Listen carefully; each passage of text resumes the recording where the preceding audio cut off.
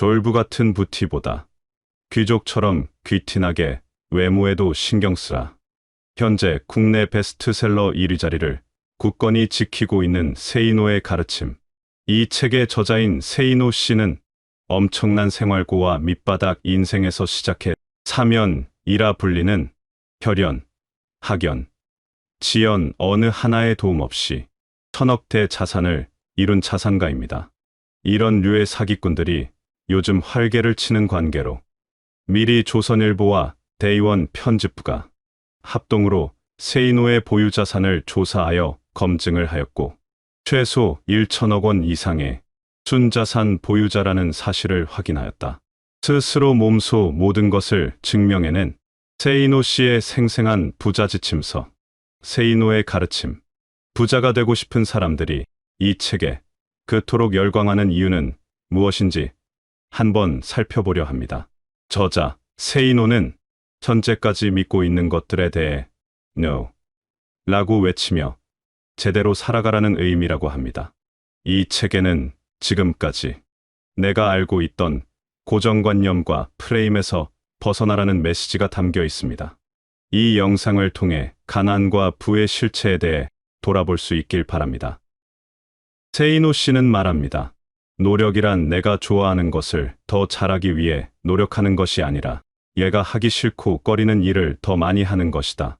노력이란 싫어하는 것을 더 열심히 하는 것이다.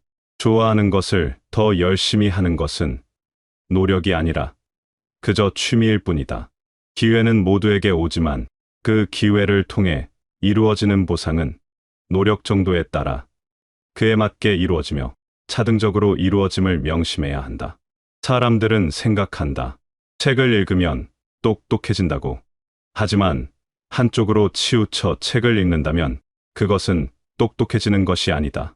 그저 더 편협한 사람이 되는 것이다. 내 자신이 하기 싫은 일을 하지 않는 것 역시 마찬가지일 뿐이다.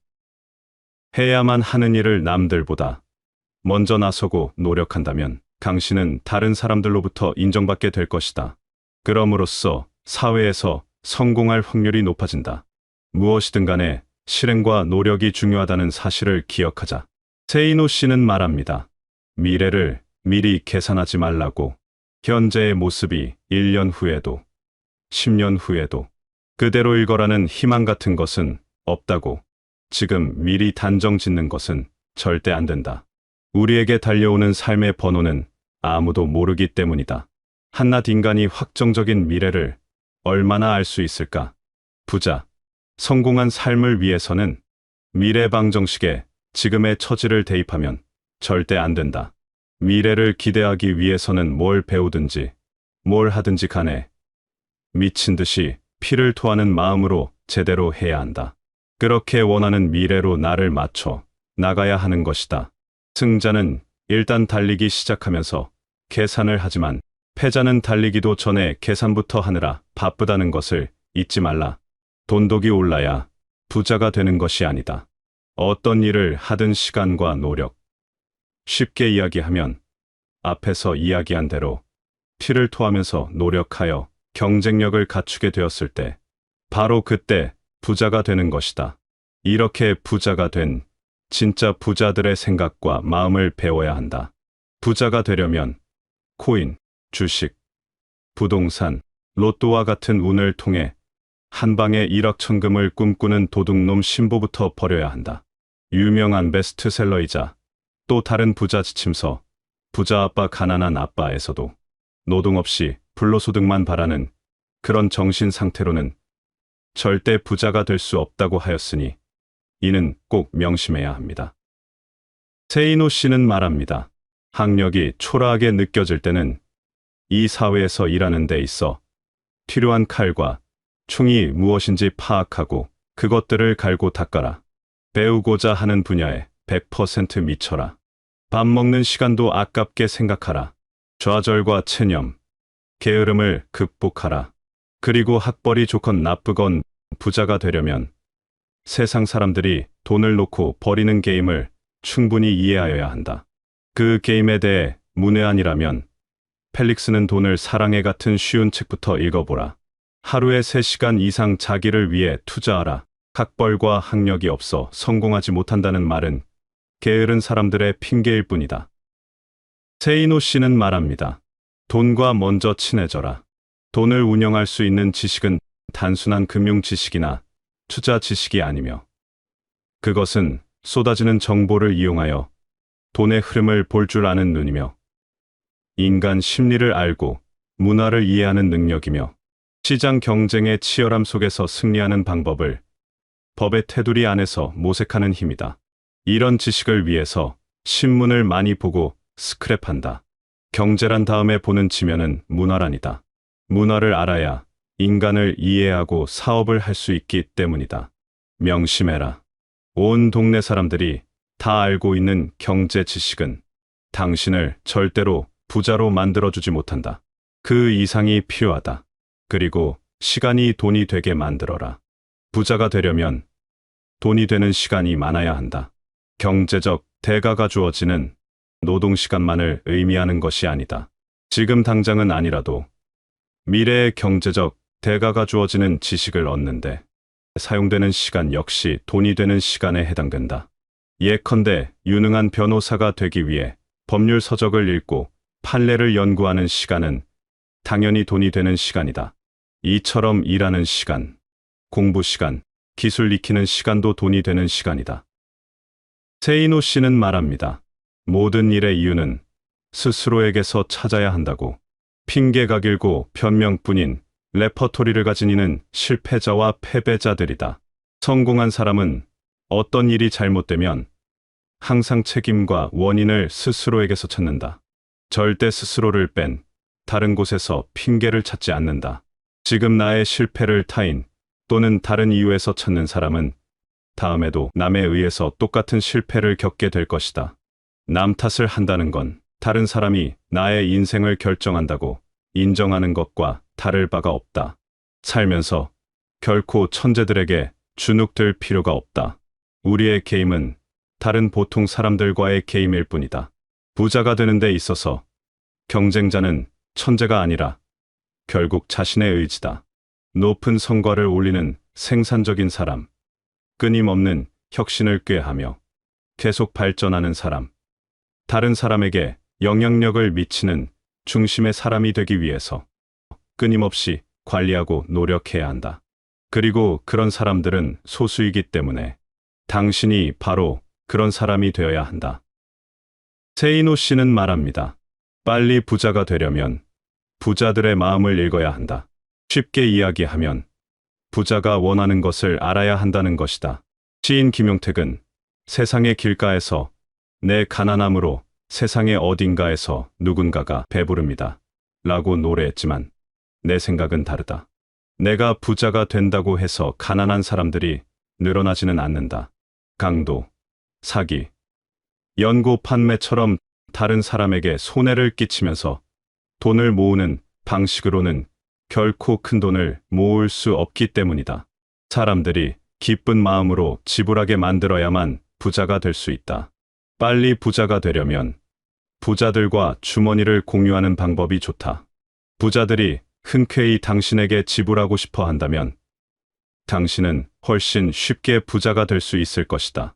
벼룩의 간을 빼먹는 사람은 결국 벼룩밖에 될 수 없다.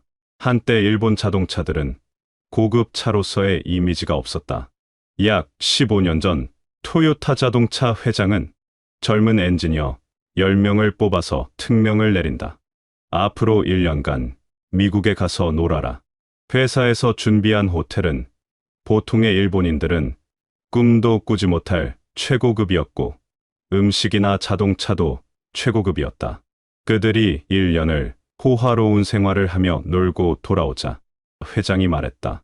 이제 백만장자가 어떻게 사는지 경험하였으니 백만장자들이 타고 싶어할 차를 만들어라. 해서 등장한 브랜드가 렉서스이다. 렉서스는 미국의 고급차 시장에서 데이트를 쳤다. 이처럼 부자들의 마음을 읽고 원하는 것을 캐치할 수 있다면 당신은 부자가 될 것이다. 단, 당신에게 괜찮아 보이는 수준 정도라면 그들이 지갑을 10가닥이 없다는 것을 명심하라. 지금 당장 성공하지 못하더라도 그런 마인드로 사업을 한다면 언젠가는 크게 성공할 것이다. 세이노 씨는 말합니다. 목돈 빌려줄 땐 친구라도 냉철하게 하라고. 자신은 무엇인가 팔러 오는 친구들에게 물건을 산 적이 거의 없으며 돕는다고 필요 없는 물건을 사게 되면 물건을 볼 때마다 속상하고 다른 곳에서 더 좋은 조건으로 구매할 수 있는 물건을 친구를 돕는다는 미명하에 구입하면 친구는 자신이 경쟁력이 없음을 계속 깨닫지 못할 것이고 나는 현명하지 못한 구매를 한 것이 되고 만다. 20대의 돈 거래는 액수는 작으나 친구를 가려내는 시금석이 되기에 나는 권장한다. 20대의 친구에게 몇십만 원을 잃었다면 이는 40대에 몇 천만 원을 잃을 뻔한 것을 액땜한 것이다. 어떤 친구가 부탁을 해도 보증은 함부로 서지 말고 아무리 이자가 많아도 가진 재산의 상당액을 어느 한 친구에게 몰아서 빌려주지는 말아야 한다. 그 친구 때문에 나의 가족이 눈물을 흘리게 될 수도 있다. 친구가 급히 큰 돈을 빌려달라고 할 때는 그가 설명하는 말을 절대로 액면 그대로는 믿지 말라. 그가 거짓말을 하는 것이 아니라 그의 상황이 거짓말을 낳는다. 친구를 믿는 것은 좋지만 친구가 처한 상황은 믿지 말라. 친구도 미래 상황은 모른다. 고의적인 경우도 있겠지만 많은 경우에서는 친구가 속이는 것이 아니라 그의 미래 상황이 당신 돈을 못 갚게 만들며 우정도 버리게 함을 명심하라. 친구로부터 빌린 돈을 못 갚았다고 절대 자취를 감추지 말라. 연락이 두절되면 곧 소문이 퍼지게 되고 당신이 빚지지 않은 친구들마저 등을 돌린다. 당신에게는 업계에 친구가 많다고 적이 없다고 그것을 자랑하지 말라. 그것은 곧 모든 사람들이 당신을 대단치 않게 여긴다는 뜻일 수도 있고 경쟁 대상도 안 되는 만만한 사람이라는 뜻일 수도 있다. 승자에게는 적이 많고 패자에게는 친구가 많은 법이다. 세이노 씨는 말합니다. 말이 통하지 않을 땐 침묵하라. 말이 통하지 않는 사람이 있음을 인정하라. 살다 보면 여러 가지 갈등으로 인해 마주치기조차 싫은 사람들이 주변에 생기게 마련이다. 인간관계에서 갈등이 생겼을 때 사람들의 반응을 나는 네 가지 유형으로 구분한다. 첫째는 갈등이란 있을 수 없다고 생각하는 형이다. 문제 자체를 없었던 것으로 하자고 하면서 좋은 게 좋은 거 아니냐는 식으로 덮어버리려고 한다.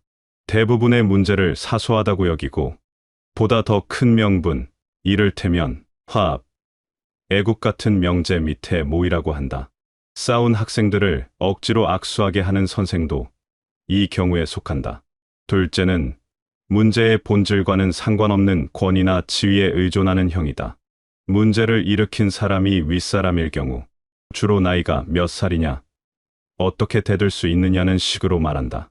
아랫사람이 잘못을 저질러 윗사람에게 야단을 맞았을 때 어떻게 그렇게 비인간적으로 야단칠 수 있느냐는 식으로 윗사람을 오히려 비난하는 경우 역시 이 부류에 속한다. 셋째는 다른 사람들에게 호소하는 형이다. 이런 사람들은 평상시에는 당사자에게 태연하게 행동하면서도 다른 사람들에게 자기 하소연을 늘어놓는데 오해와 과장, 축소나 은폐, 모함이 따른다. 그러나 나중에 무슨 말을 했었는지도 제대로 기억을 못하거나 딱 잡아댄다.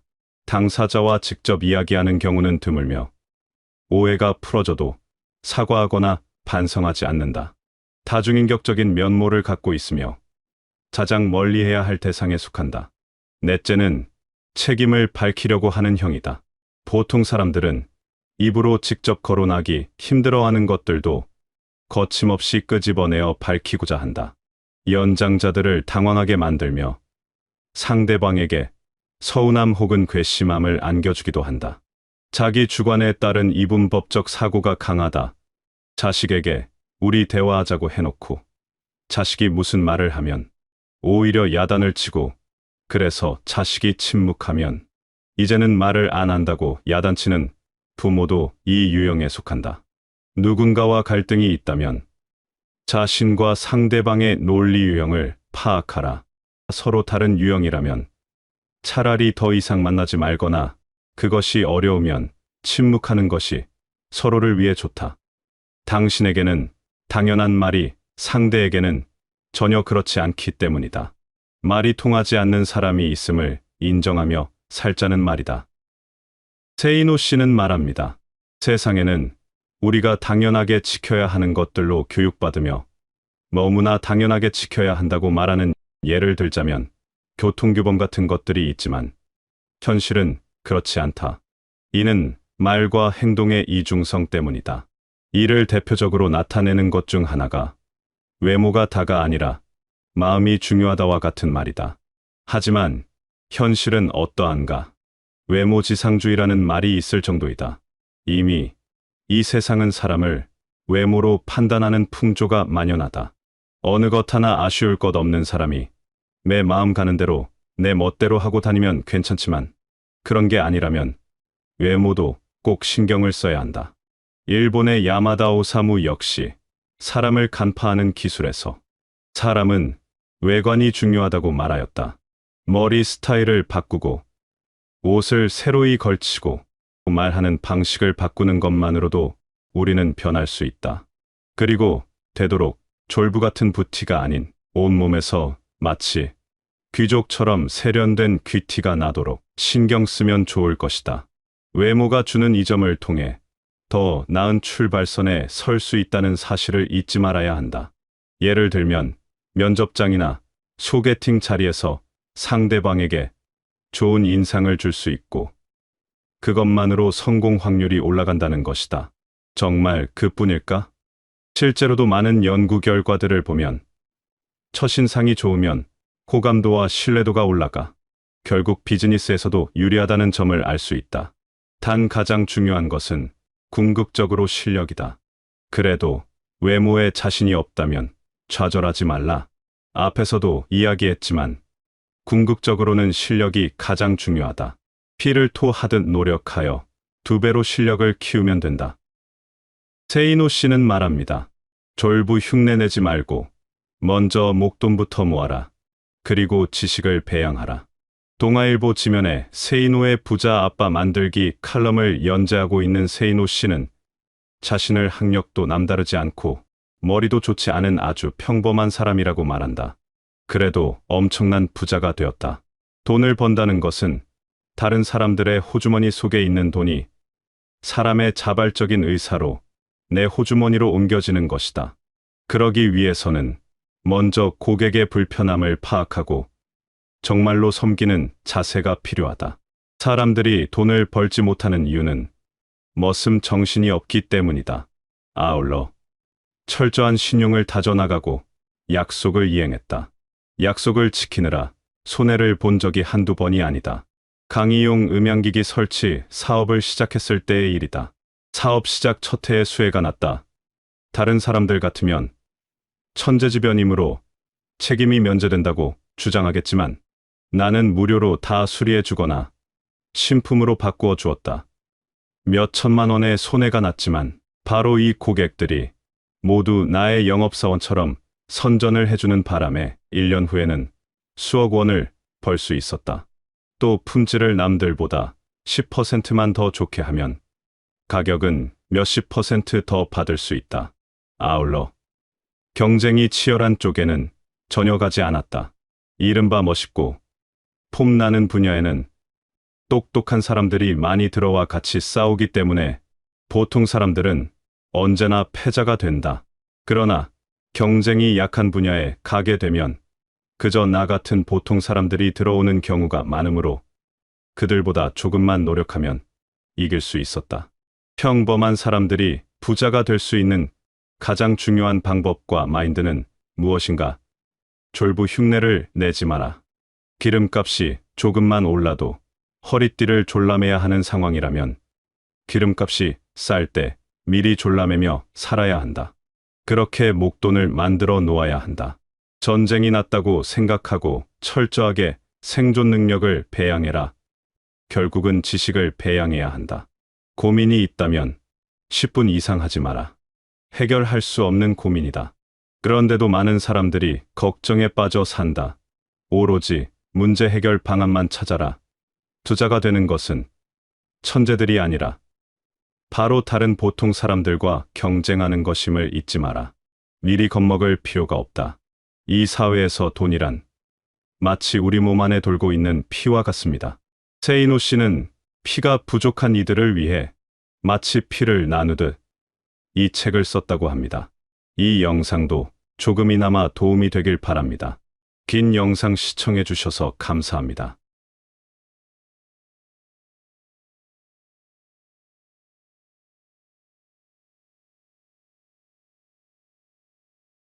노후를 대비하고 사회 참여를 지속하기 위해 또 건강한 신체와 정신을 위해서는 은퇴 후에도 재취업이 반드시 필요한데요.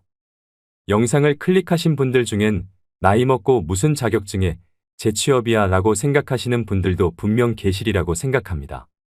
하지만 노후라고 다르지 않습니다. 대한민국이 고령화 사회로 진입하면서 퇴직 후 인생 2막의 설계가 화두로 떠오른 지는 이미 오래전입니다. 통계청의 조사 결과에 따르면 55세에서 69세 중 은퇴 후에도 계속 일하고 싶다는 사람은 72.5%에 달했습니다. 응답자들은 평균 71세까지 계속 일자리를 희망했고 희망임금으로는 월 150만 원에서 200만 원이라는 답변이 제일 많았습니다.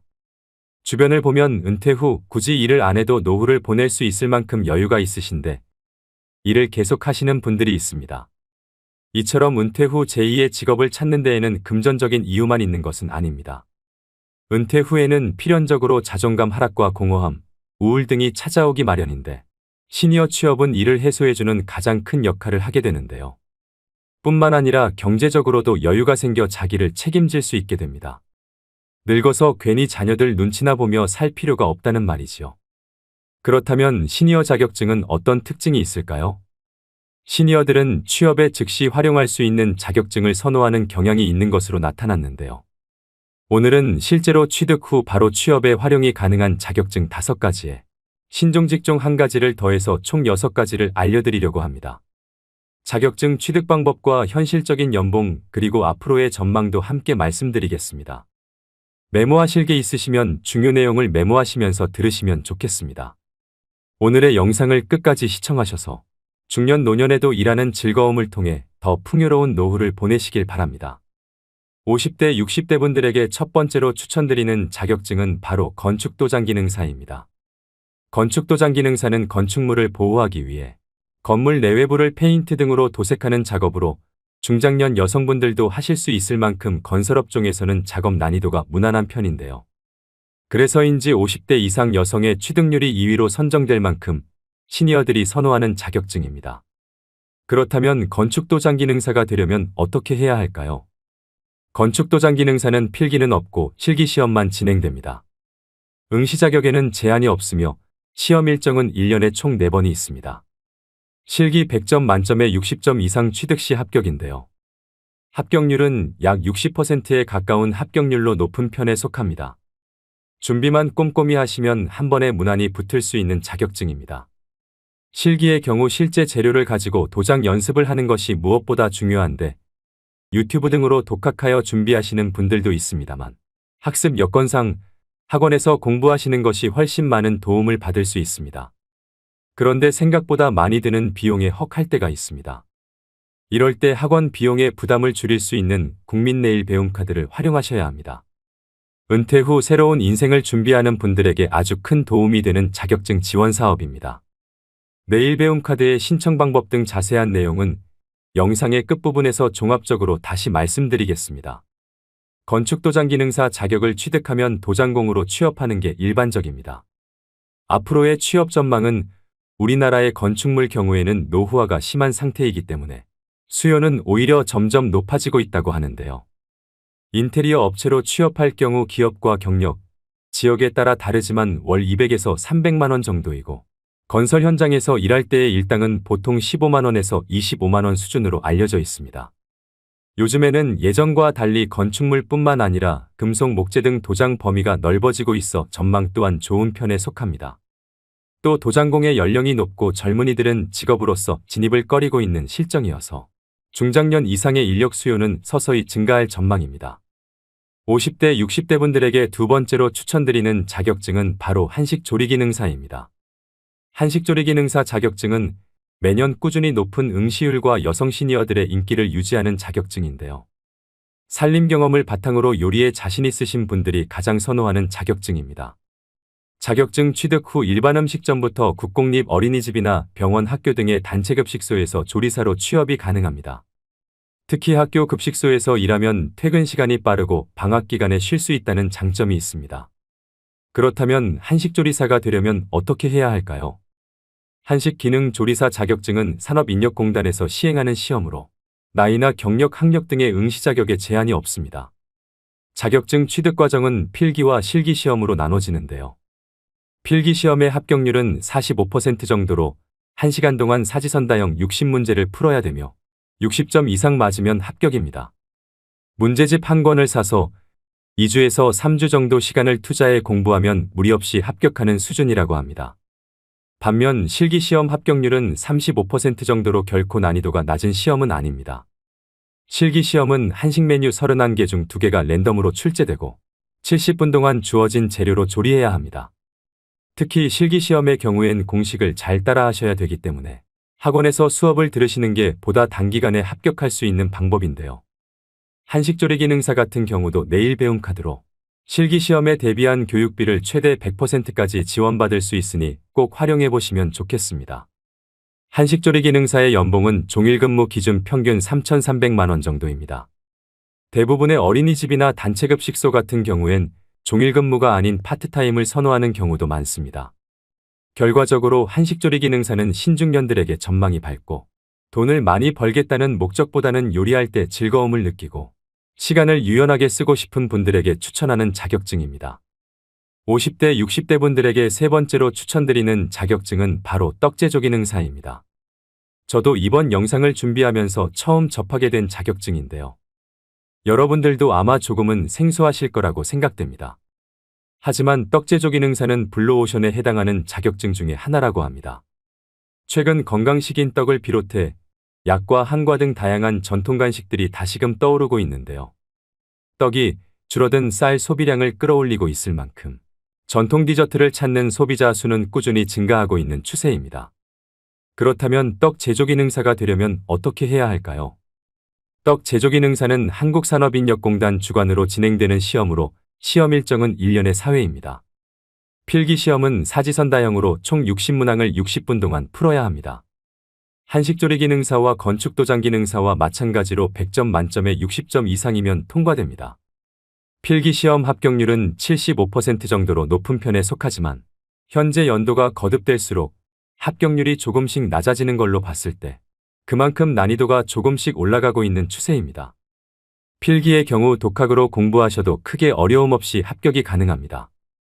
실기 과목은 떡제조 작업형으로 2시간 동안 시험이 진행되며 맵쌀떡과 찹쌀떡 중 한 종류만 출제가 되는데요. 실기 역시 100점 만점에 60점 이상이면 합격입니다. 실기 시험 합격률은 약 50%로 필기보다 다소 낮은 것을 확인할 수 있는데요. 실기를 좀 더 꼼꼼히 준비하셔서 시험장에 들어가야 할 필요성이 있겠습니다. 떡 제조기능사 역시 실기 준비는 내일 배움 카드를 활용하시면 학원에서 수강이 가능합니다. 떡 제조기능사 평균 연봉은 3천만 원 초반 수준인데요. 떡은 한번 배워놓으면 관련 업종을 창업할 수도 있고 카페 곁들인 메뉴로도 낼 수 있다는 메리트가 있기 때문에 전망은 밝은 편입니다. 50대, 60대 분들에게 네 번째로 추천드리는 자격증은 바로 방수기능사입니다.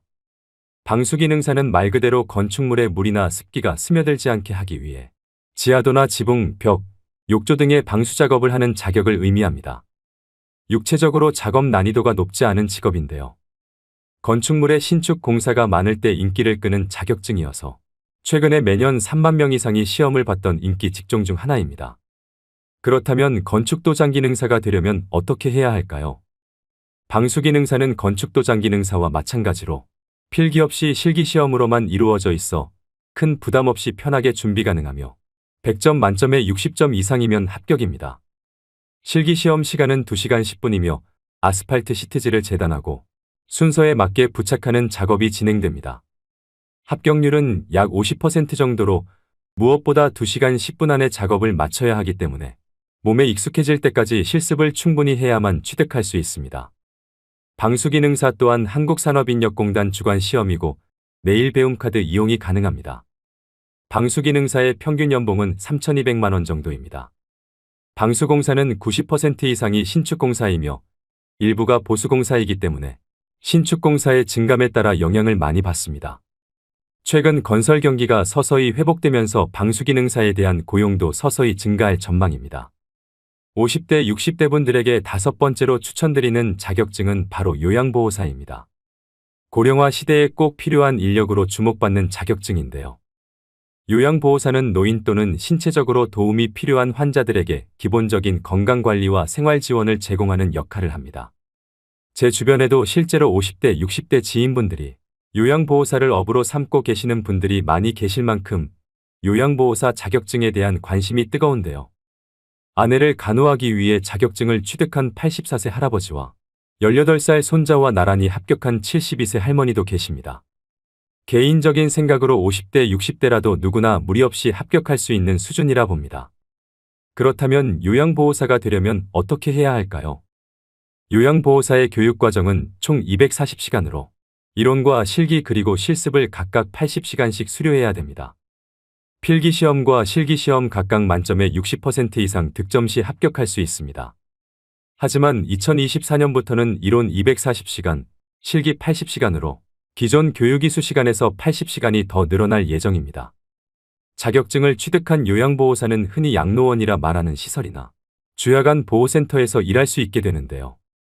또 제가 서비스라고 해서 집으로 직접 방문해 가사지원과 신체 수발 서비스 등을 담당하기도 합니다. 다만 급여가 안정적이지 않고 값싼 가정부를 고용했다는 듯 노골적으로 잡일을 시키는 환자나 가족이 있을 수 있습니다. 또 치매 어르신들을 주로 돌보는 일이라 돌발 상황도 많이 생긴다고 합니다. 하지만 단순한 돈벌이 이상의 보람이 있다고 하시는 분들도 많습니다. 근무지에 따라 일의 강도나 형태는 다르지만 요양보호사 대부분은 사회에 도움이 되는 일을 하고 있다는 사명감으로 일하고 계시지 않을까 생각합니다. 하지만 이와는 별개로 요양보호사에 대한 잘못된 인식과 처우는 앞으로 많이 개선되어져야 하는 것은 분명합니다. 2023년 기준 요양보호사의 최저임금은 시급 9,620원으로 연봉으로 환산 시 약 2,400만 원 수준입니다. 계속되는 고령화와 요양시설이나 재가시설에서 요양보호사를 의무 채용하고 있어 전망은 제일 밝은 자격증 중 하나입니다. 요즘 같은 고용 불안 시대에 건강하기만 하다면 평생 직업으로 삼을 수 있는 일이라고 생각됩니다. 이렇게 총 5가지의 전망 좋은 자격증을 알려드렸는데요. 여기에 한 가지 더 강력 추천드릴 자격증으로 신종직업인 병원동행 매니저에 대해 말씀드리겠습니다. 기대 수명이 늘어난 요즘에는 불가피하게 찾아오는 질병을 적절하게 관리하는 일이 장수의 우선 조건이 되었습니다. 이와 함께 부상하는 직업이 바로 병원 동행 매니저인데요. 노인 비율이 커지는 만큼 몸이 아픈 사람들도 당연하게 많아지고 있습니다. 복합검진이 가능한 대부분 종합병원이 예약 시스템으로 운영되고 있는데 기기를 다루는데 익숙하지 않는 어르신에게는 외래 진료 예약부터 병원 방문까지 모든 과정이 어려움의 연속인데요. 그나마 가족이 도움을 줄 수 있다면 괜찮지만 각자 밥벌이로 인해 부모의 외래 진료에 동행하기 위해 시간을 내기는 쉽지 않습니다. 이처럼 병원 동행 매니저는 숙련된 간병인이 환자와 함께 이동하여 보호자를 대신해 병원 이동 및 접수 귀가까지 동행하는 신종 직업입니다. 병원 동행 매니저는 인생이막의 유망 직종으로 전망이 아주 밝습니다. 서울시의 경우 2022년 기준으로 1만 명의 병원 동행 매니저가 활동하고 있으며 2025년까지 2만 명의 병원 동행 매니저를 양성할 계획이라고 밝혔는데요. 노인 인구가 빠르게 증가하면서 시니어 1인 가구는 더욱 늘어날 것이기 때문에 병원 동행 매니저의 수요는 앞으로 더욱 증가할 것으로 예상되고 장년 노년분들이 하기에 괜찮은 직업으로 생각이 됩니다. 그렇다면 병원 동행 매니저가 되려면 어떻게 해야 할까요? 병원 동행 매니저로 활동하기 위해서는 간호사, 간호조무사나 요양보호사, 사회복지사 자격 중 한 가지 이상의 자격증을 소유하고 있어야 합니다. 소지하고 계신 자격증이 없으시다면 사회복지사 2급 취득으로 접근하시는 게 가장 수월한 방법인데요. 사회복지사 2급은 필기시험 없이 온라인 수업 이수 후 실습을 하면 취득할 수 있습니다. 한국산업인력공단이나 한국사회복지사협회 홈페이지에서 접수를 진행할 수 있습니다. 가장 궁금해하실 급여 조건은 지역이나 업무 시간에 따라 다르겠지만 월 최대 240만 원 수입을 낼 수 있습니다. 평균 시급은 2만 원 수준으로 모든 서비스는 기본 2시간 이상 제공되기 때문에 한 번 병원 동행 시 최소 4만 원을 받을 수 있습니다. 근무 시간을 여유롭게 사용할 수 있고 업무 강도도 무난한 편에 속하기 때문에 하루빨리 자격증을 취득하셔서 제2의 직업으로 삼아보시면 어떨까요? 그렇다면 말씀드린 5가지의 기능사 자격시험은 어디에서 신청할까요? 한국산업인력공단 사이트인 큐넷 사이트에 접속하셔서 원서 접수를 진행하셔야 합니다. 설명드린 자격증마다 말씀드렸다시피 국민배움 체험카드를 100% 활용하셔서 취득하셔야 비용을 최대한 아낄 수 있습니다. 신청 방법은 가까운 고용센터를 방문하시거나 HRD.net 홈페이지를 통해 신청이 가능한데요. 지원 금액은 300만 원이 기본이고 최대 500만 원까지 지원받을 수 있습니다. 지원 범위 내에서 전체 훈련비의 45에서 85%가 국비 지원이 됩니다. 아무래도 어르신들은 컴퓨터로 신청하는 것은 어려움이 있을 수 있기 때문에 언급해드린 자격증 취득에 의사가 있으신 분들이라면 자녀에게 도움을 요청하시거나 그마저도 어렵다면 고용센터에 방문해서 자세한 상담을 받아보시는 것이 좋겠습니다. 오늘의 영상 어떠셨나요? 영상을 보시고 이렇게 말씀하시는 분들도 계실 겁니다. 일이야 계속하고 싶지요. 하지만 나이 든 사람을 누가 써준답니까? 라고 하시며 일자리를 구할 생각조차 하지 않는 분들도 많을 거라고 생각합니다. 자격증을 취득해도 나이 때문에 일자리를 구하기 힘든 현실이라고도 말씀하십니다. 저는 이 의견이 맞는 말인 것 같기도 하지만 또 틀린 말이기도 한 것 같은데요. 일자리를 구하지 못하는 것은 나이 때문만이 아닙니다.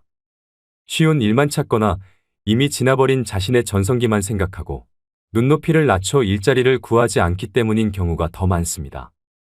하늘은 스스로 돕는 자를 돕는다고 했습니다. 노후에도 일을 계속하겠다는 의지가 있으시다면 스스로 변하고 일자리를 얻기 위해 노력하셔야 합니다. 내가 과거에 무엇을 했느냐가 아니라 현재 내가 어떤 상황에 있고 앞으로 어떻게 살아갈 것인가를 정확히 인식하는 것이 중요합니다. 노후의 일자리를 위해 명심해야 할 것이 있습니다. 용기 있는 자가 일자리를 얻는다. 두드려라. 그러면 열릴 것이다. 마지막으로 구독자 여러분들이 이미 취득하셨거나 공부 중이신 자격증, 그리고 제2의 직업으로 삼고 계신 일이 있으시면 댓글로 공유해 주시면 감사하겠습니다. 또 궁금하신 질문을 댓글로 남겨주시면 성심성의껏 답변 드리도록 하겠습니다. 오늘도 노후의 지혜와 함께 해주셔서 감사드립니다. 황금빛으로 무르익어가는 여러분의 지혜로운 인생을 언제나 응원합니다.